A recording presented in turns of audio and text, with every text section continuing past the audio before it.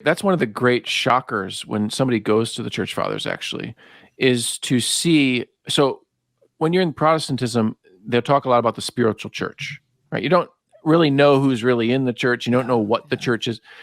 The fleshliness and the tangibleness of the church, according to the church fathers, is a shock to you.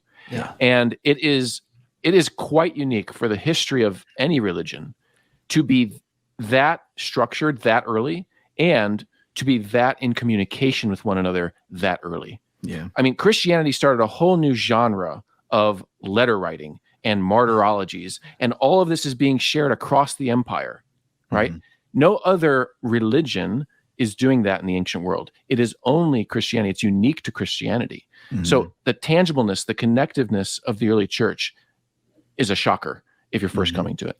Yeah. And I think that the question of the bishop also ties to the cult, like the cult of the church. I always come back to the cult. It's something that like it preoccupies my thinking completely. And I'll just confess that maybe even to a fault. I probably have people out there who are Protestants who listen to us who just can't stand me because I keep bringing it up.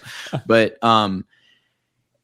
Jesus is the high priest of a cult that he established with his apostles, who then delivered that cult to the early Christians, who then perpetuated it and built upon it, as St. Paul said that they would, right?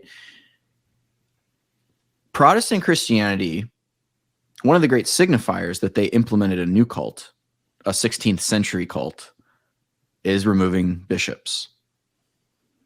Priests. Because for the early church, it's you. Yes, exactly. Like Cyprian calls him the high priest,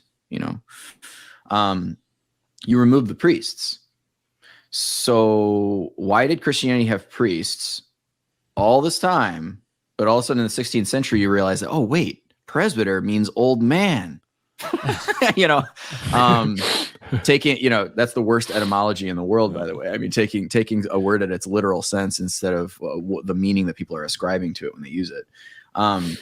But yeah, you supplanted Jesus's cult.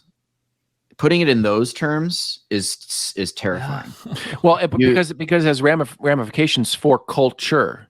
Yes, and you look back, when did Christendom break down? Well, it started breaking down with the Reformation, because you broke the cult, you broke the priesthood.